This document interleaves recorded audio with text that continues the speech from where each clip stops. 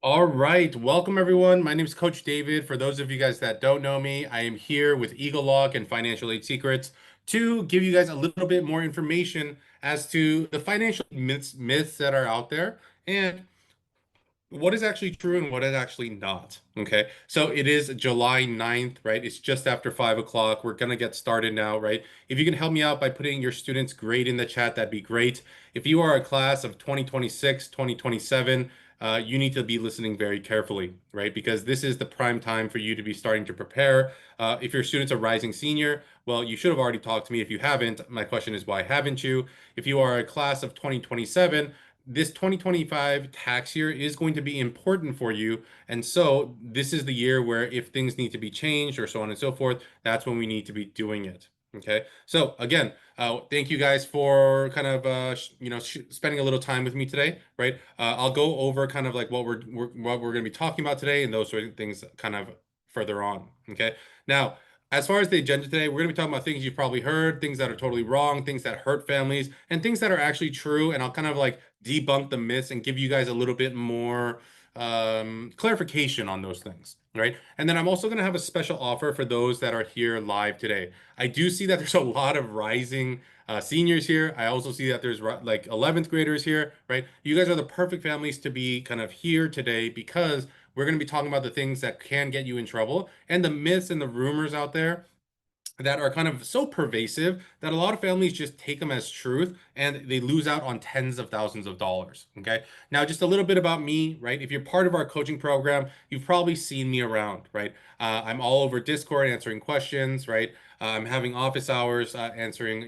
students and parents' questions there as well, right? I'm one of the head coaches in the program, right? But just a little background about me. I'm a former law school and college admissions reader, right? I used to be a lawyer in a past life. Now I'm doing college admissions, okay? And I'm ready to save you guys money in our financial aid secrets program, okay? So, one of the things that we always do in our financial aid program and our trainings is that we like to tell you about the financial aid news that is out there, okay? So if there's people that have been like coming to, the trainings more frequently, you'll see that I try to bring up like new topics or new things that are happening in the world of financial aid. Now, today, I had like 1 week ever of like better news, but then it eventually turned into not as good news, right? But unfortunately, this financial aid news part is usually a part that is kind of like telling us about bad things that are happening. Okay. Now, one of the bad things that actually unfortunately happened on our nation's birthday, right, on July 4th, is that the big, beautiful bill was signed. Okay. It was signed by President Trump. It is now law, right?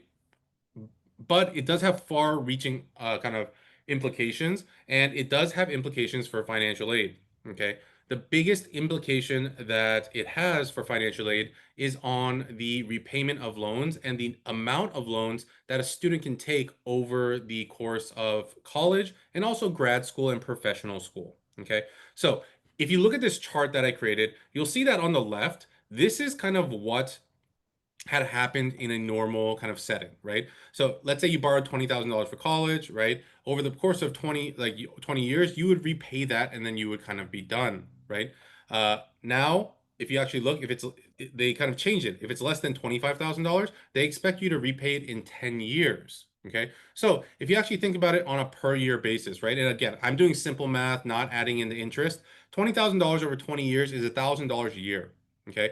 $25,000 over 10 years is $2,500 a year. Okay. So they're basically saying that the amount that you need to pay is going to increase 2.5 times. Now, you might be thinking, oh, well, loan programs, they're all based on your income, so that's okay, no problem. That's another piece of the puzzle that has changed.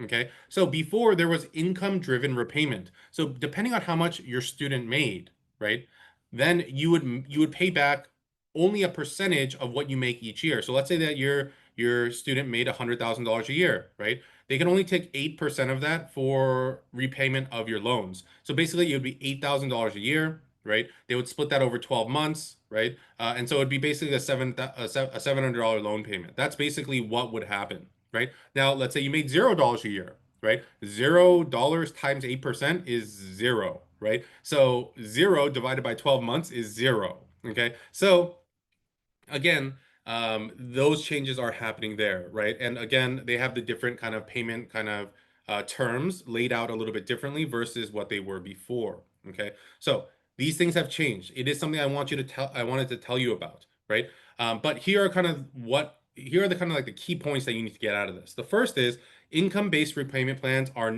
that were once in place are no longer available. That means whatever you borrow, it will be paid back within that time frame with the payments now being kind of calculated at a standard repayment, even if your earnings are lower. So it doesn't matter if you borrow $20,000. It doesn't matter if your first job out of college pays you $10,000 or $1 million. Your payment is going to be exactly the same. Okay. Now, I know that seems a little bit unfair, right? But one of the other things that has also been changed is that economic hardship or deferment has disappeared, right? Instead, they're creating a plan so that students can get like a forbearance, right? A forbearance is something a little bit different than a deferment or an economic hardship, kind of like they let you off the hook for a little while. Normally, what happened in any given year is like let's say that you lost your job, right? You got laid off, right? What you could do is you could apply for a deferment or an economic hardship situation, tell them that your income had dropped to a certain amount, and then they would lower your payments or get rid of your payments, and your payments would be zero during that time frame. Your timeline would still be ticking as far as how much you have paid, right? So each month that you made a $0 payment would still count. Unfortunately, what's now going to happen is that you are going to be allowed to get a forbearance, right? Now, what happens during a forbearance is that they do the same thing. They lower your payment or they get rid of your payment, but they basically add the int they basically what they do is they take the amount that you're not paying and apply interest to that and then add it to your principal, right? Now, one thing that is different is that no longer is there going to be a zero kind of like $0 payment, right? They will pause your principal repayments, right? But they're going to charge you interest on that, right? But, right, you do have to pay the interest during that time. So even if you have a $0 income, they're gonna require you to pay the interest payment on your loans. Okay. Again, doesn't necessarily all make sense to me, right? Because if it's like you literally have zero coming in, how can you have a debt going out, right? So I don't know how this is going to affect the college population. The one good thing about this is that for students, right, the maximum amount of loans that you can borrow during college times is about $27,000. Okay, the interest on that over the course of a year is smaller, right? Compared to before when students were allowed to take out like hundreds of thousands of dollars in undergraduate student loans, right? So there is a little bit of a protection there. Okay, now the biggest problem that I see, because I know that a lot of our students, they want to go and get their MBA, they want to go into medical school, they want to go to dental school, they want to go to this school, that school. One of the things that is disappearing is grad plus loans. These are going to be bye-bye. So professional schools, graduate school, everything is gone. Okay. So students with little to no income or credit history are going to have to start looking at like the private banking sector to get loans anywhere between 100 and 500K, right? Now, think of yourself, parents, as a bank, and a 22-year-old student comes and says, I got into medical school. I need, $150,000 a year for the next, 4 years, right?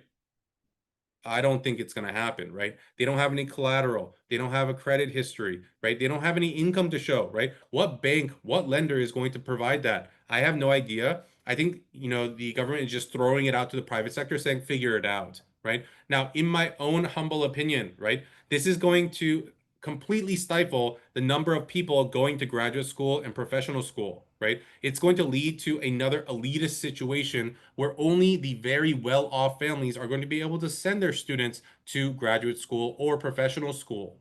Okay. Now, just generally speaking, right, looking at the numbers, the average loan debt of a kind of a student that is graduating from medical school, right, just from their medical school, not from their undergrad, but just from their medical school, is about $280,000.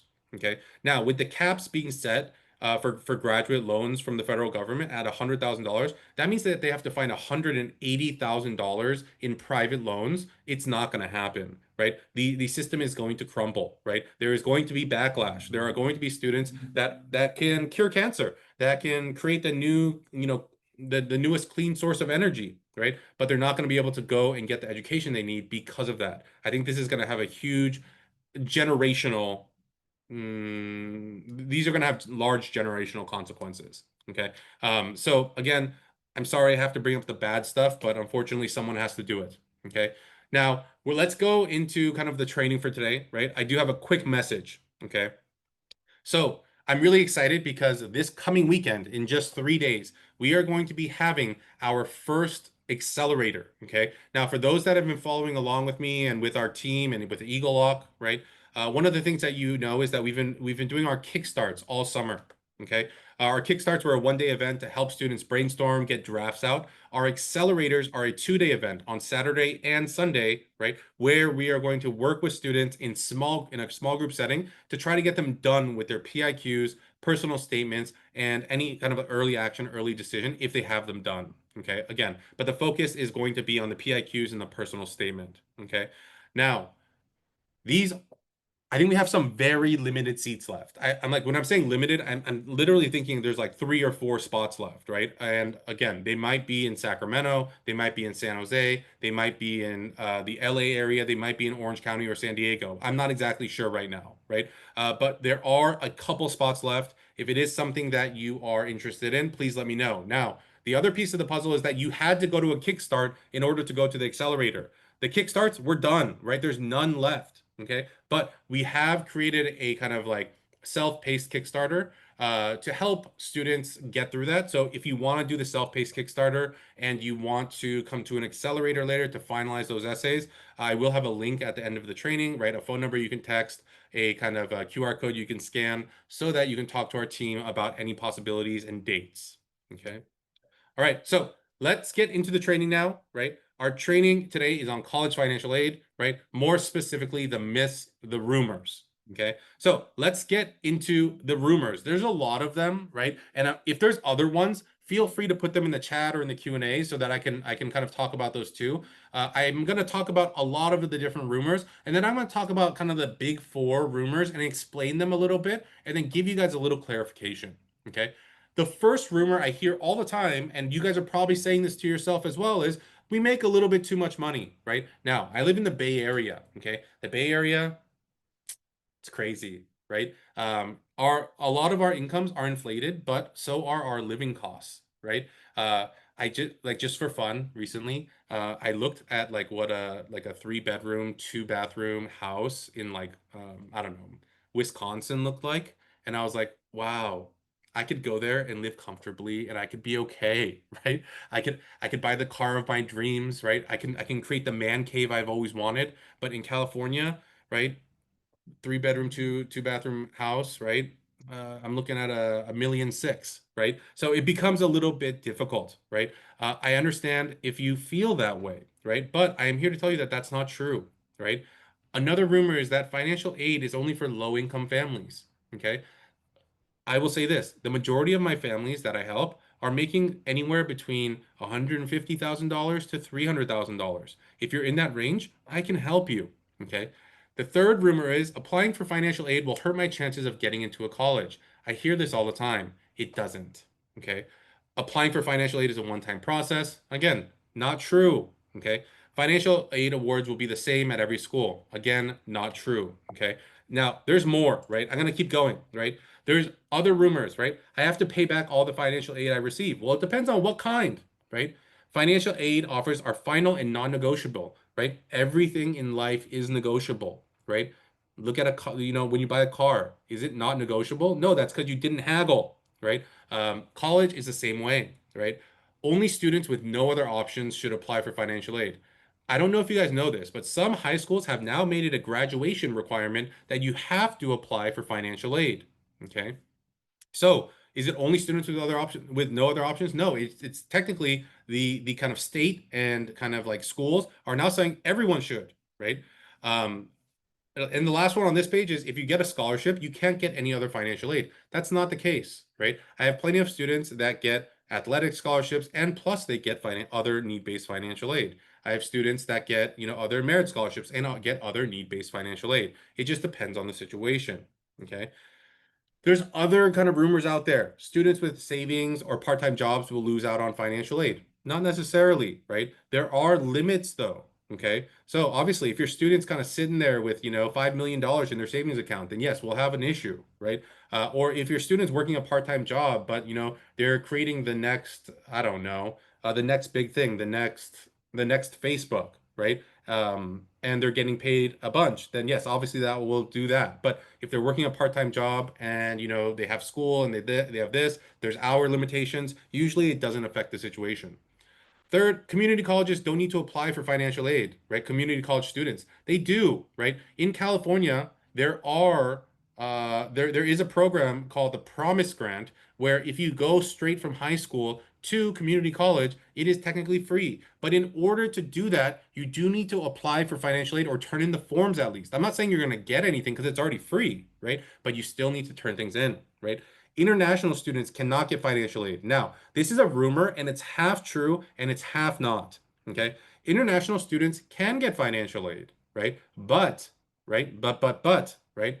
State schools, you're getting nothing, right? Private schools, there's a chance, right? But it's a very small chance. Okay.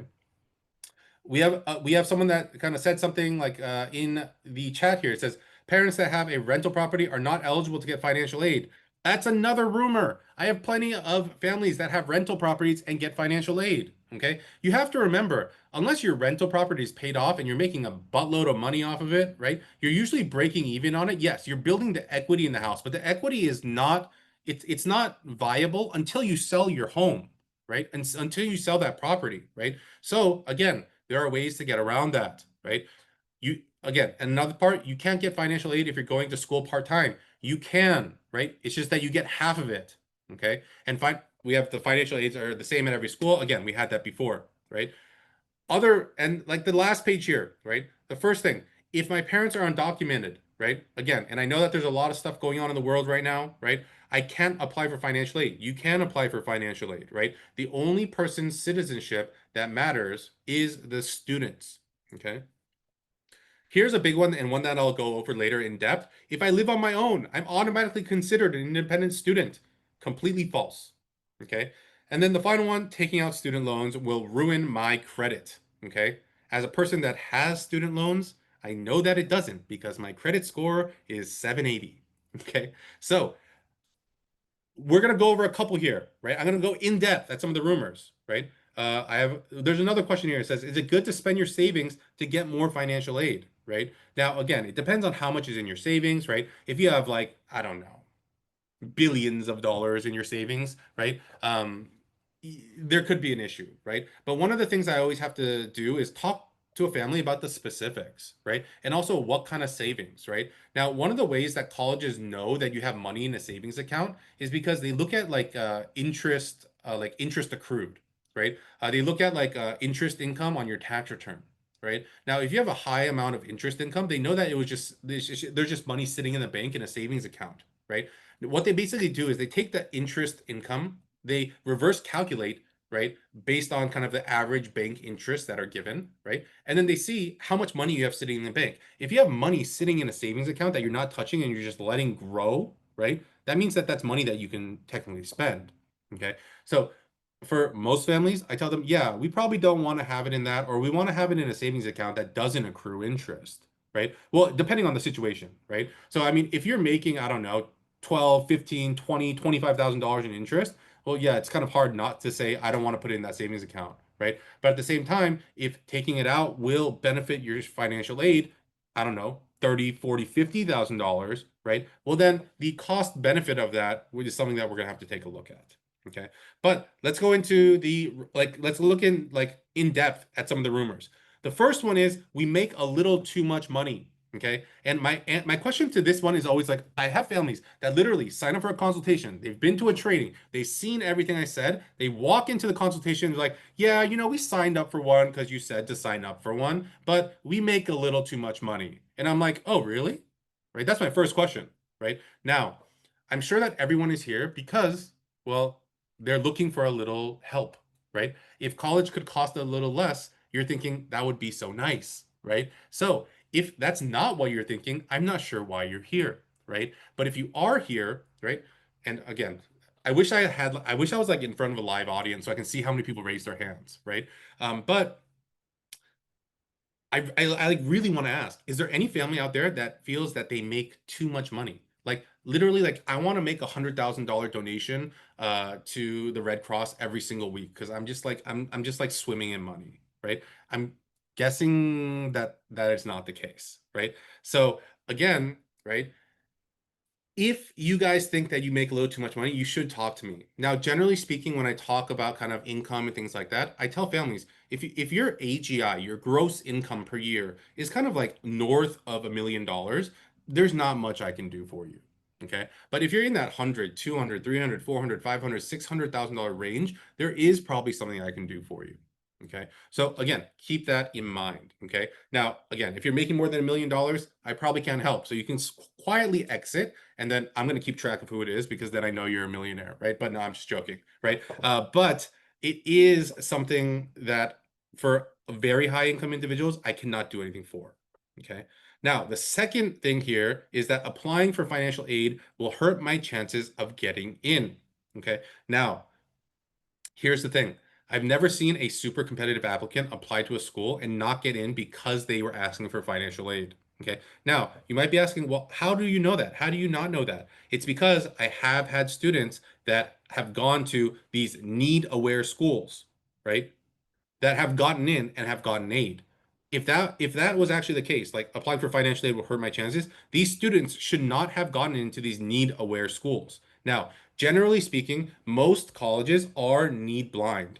In the United States, I think there's about a list of 30 schools that is need aware. Need aware means that your ability to pay for college is a factor in their admissions decision. But then why are all of my students going to these need-aware schools and getting financial aid? It just doesn't add up, right?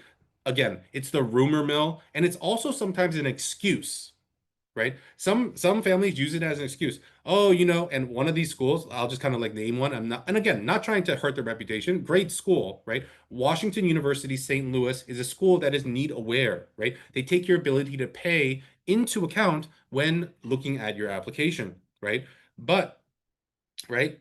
I've had students go there, get financial aid, right? I've had students go to other schools and get financial aid that are also need aware, right? So here is the lesson that you should take away from this, right? Again, it's the rumor mill, families kind of like making excuses, right? Just because their kid didn't get in, it's like, oh, you know what? We clicked the box for financial aid. That's why my kid didn't get in. No, realistically, the kid didn't get in because they weren't the best of the best, right? Again, college admissions is getting like harder every single year.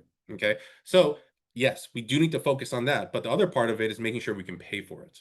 Okay. The lesson you should take away from this is this. If you do not uh ask for it, you're not going to get anything, right? It's not like they're just going to like magically like open up a bag and say, here's some money to pay for college, right? If you feel iffy about it, right, then don't do it, right? If it's like something that you're really, really worried about, right? But then you cannot complain about paying full cost, right? You should be happy because you're like you and your family made the decision to click that button where it says no.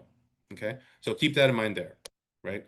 The third rumor I want to go over is that financial aid is a one-time process. Now, everyone that's had a consultation with me will know I specifically say that it is a yearly process, right? The first year is the most intensive because that's when we're applying to all the schools your student's applying to.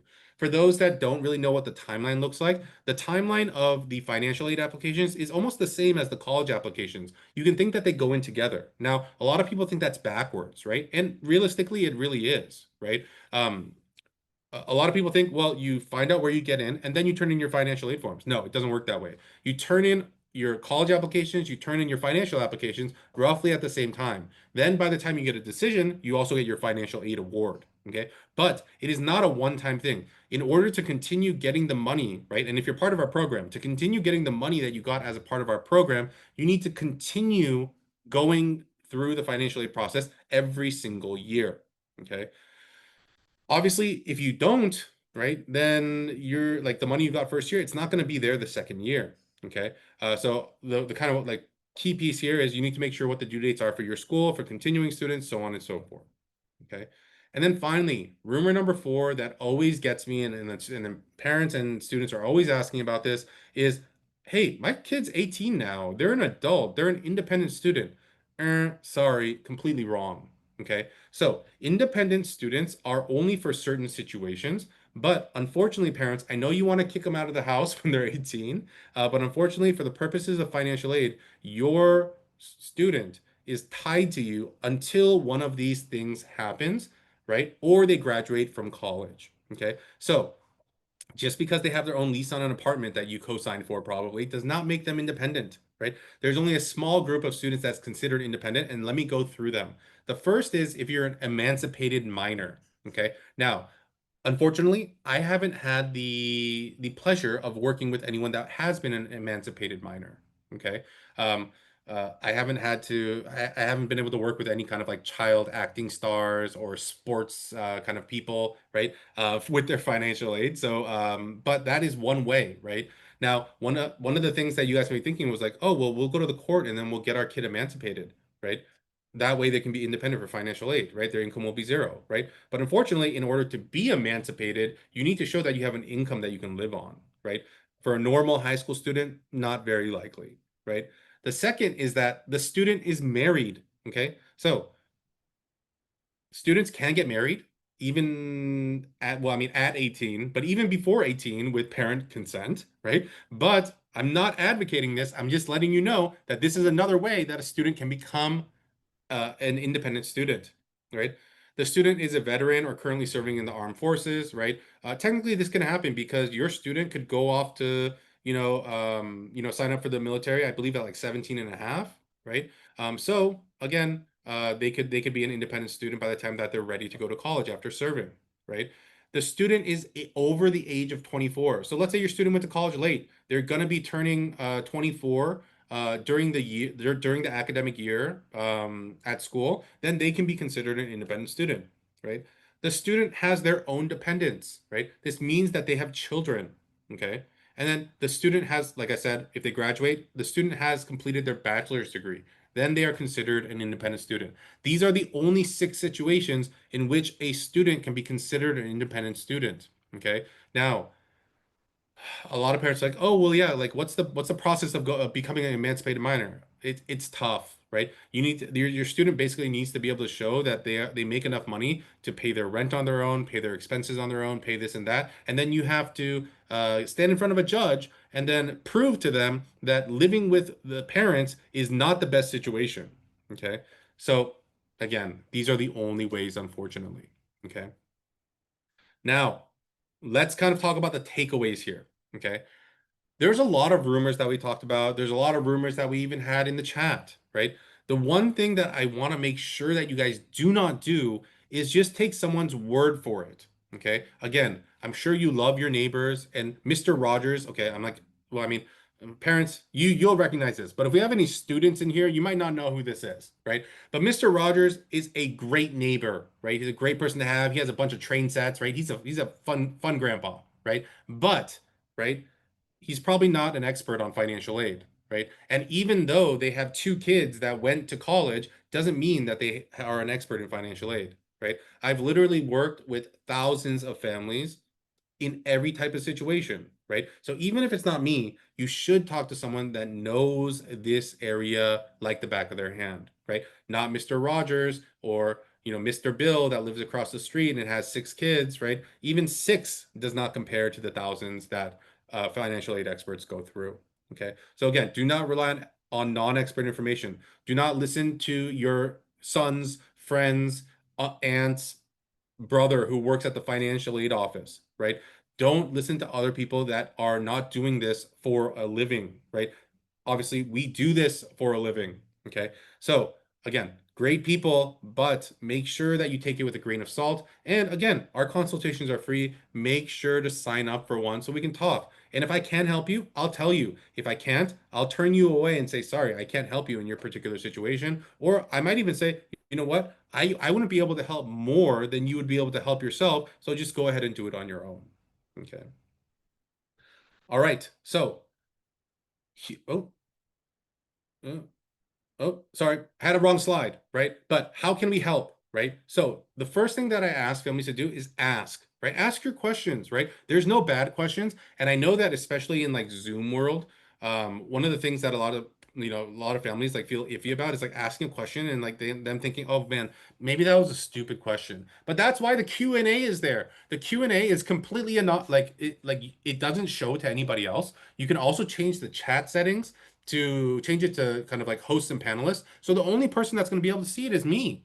Okay, so reach out. If you're one of our Facebook families, reach out on Facebook, right? If you're one of our coaching families, there is a financial aid support channel there. You can also reach out in your private channel, right?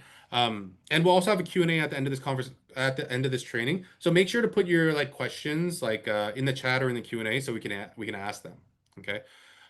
And again, do not go into the process blind, right? I know too many families that have, and then they reach out to me after they've unfortunately like they have already done the process and unfortunately screwed it up, right? And then they ask me to try to fix it, at which point I say I can't, right? So make sure before you fill out any forms, before you turn anything in, talk to us so that we can tell you what the situation looks like.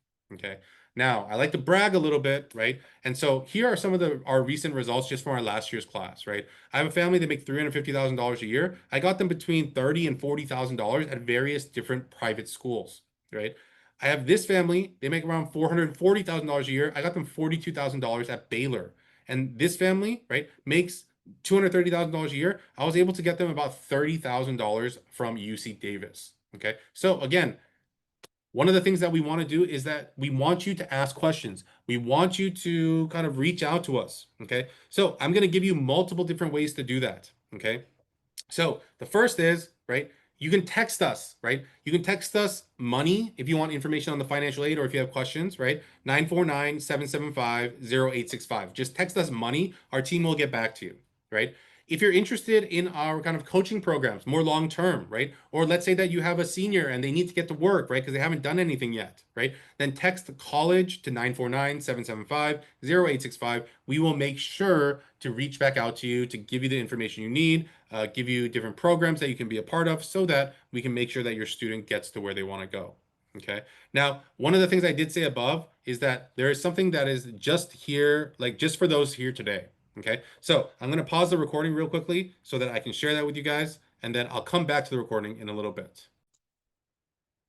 Okay, so those that were here, obviously you guys got the instructions on how to qualify for that special offer for those people that are just here today. But I did want to open it up to questions, okay? Now, again, you can text us money, you can text us college to that phone number there. I also have two QR codes up on the screen. The one on the left next to the money, right? That one is for you to book your financial aid consultation, right? For if you want to talk with our kind of like team about our coaching programs, right? And our kind of like senior programs that we have, you can also text college or not text college. You can scan the QR code on the right to get more information and get in touch and sign up for a consultation with our team about our coaching programs.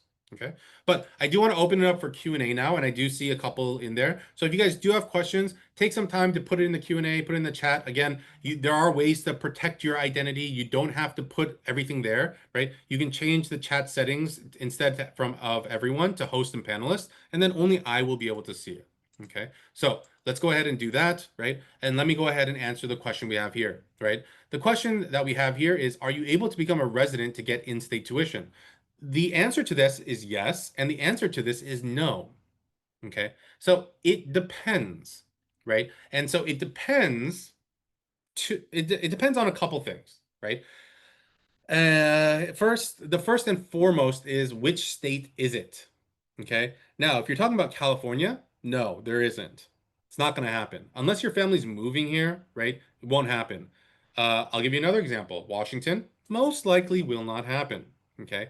But let me tell you about some more positive things. Texas, sure, you can become a resident, and it's fairly easy, right? Again, it depends on what your situation is, but Texas is a place where they want more people, right? They have more land than people, and they want to fill it up, right? Unfortunately, California, we're running out of places to store people, right? And so, well, we don't really need any more residents, right? But Texas, there's a lot of different ways to do it, but in Texas, if you own property, that is one of the easiest ways to become a resident. So I do know students where, they are going, parents are looking for an investment property anyway. They will go ahead and buy a property for the student to live in while they're going to college, right? And now they have resident tuition.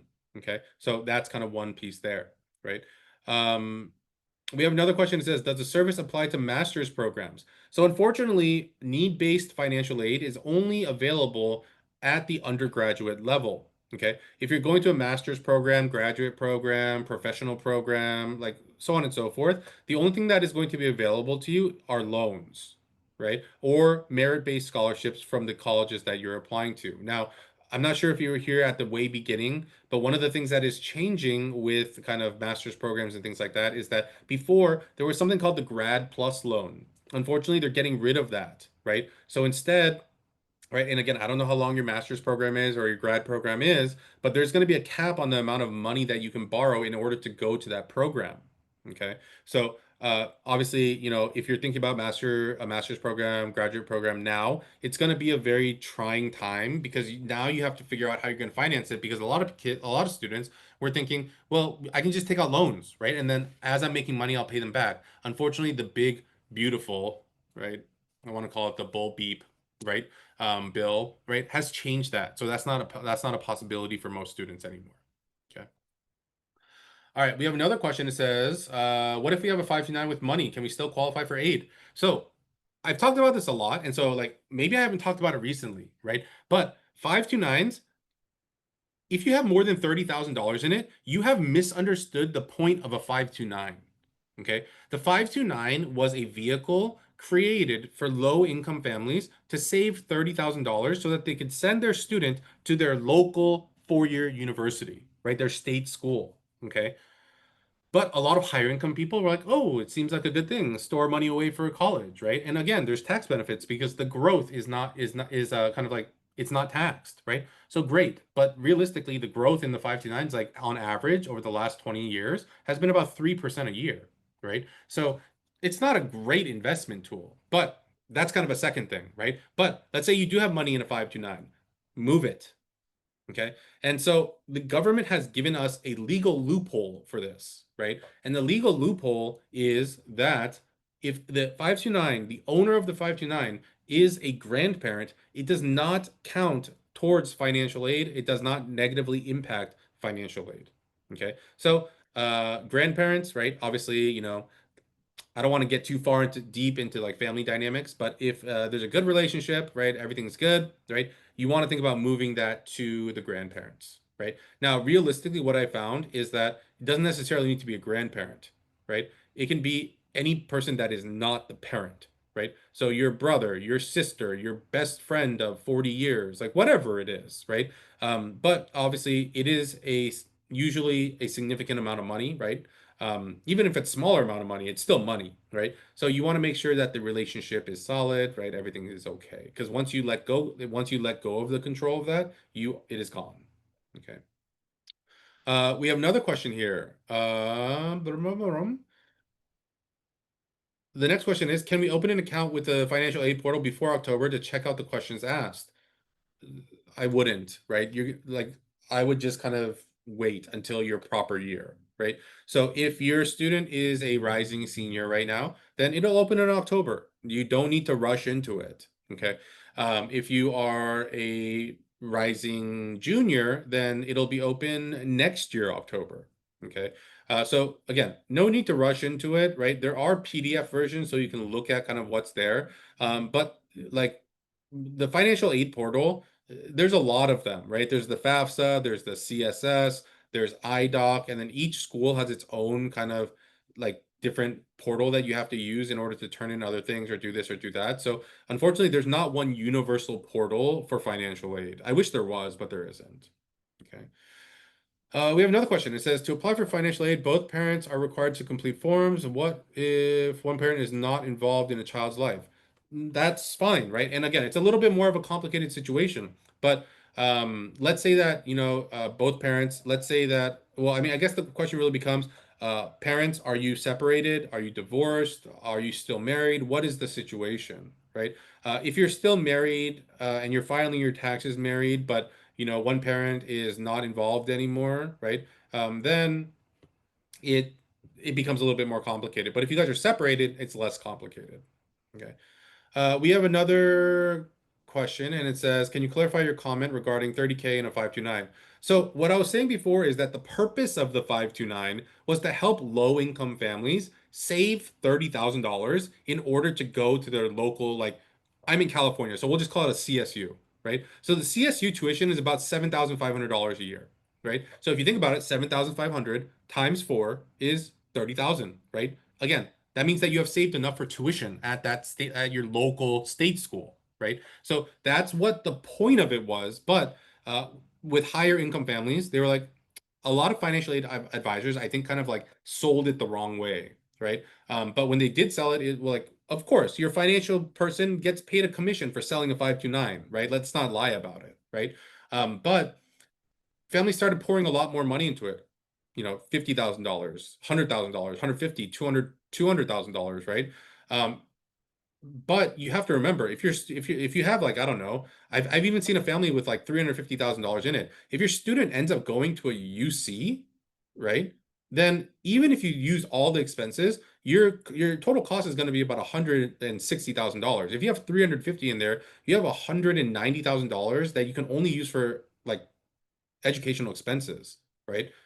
You're not going to be able to do anything with that if your student just graduates from college and goes out into the workforce, right? So you have to, it's not just about like tucking money away, because eventually, if you're trying to get that money back, there's a 10% penalty that you'll have to pay on it, right? Which is not great. Okay. But that's what I meant by $30,000 in a 529. That's what the original aim of it was. Okay. All right. Great questions today, right? I hope I was able to kind of enlighten you guys a little bit and give you guys a little bit more hope than normal. But make sure that you're reaching out via email so that I can give you that extra $500 off. If you don't email me by tonight, unfortunately, I will not give it to you, right? Even if you say, "Oh, I was there," right? Well, if I didn't get an email by tonight, I can't really verify. Okay. So for those that are watching and are thinking, what is he talking about? Unfortunately, you don't get it because you weren't here live. Just for the people that were here live, make sure that you do that before the end of today. Okay.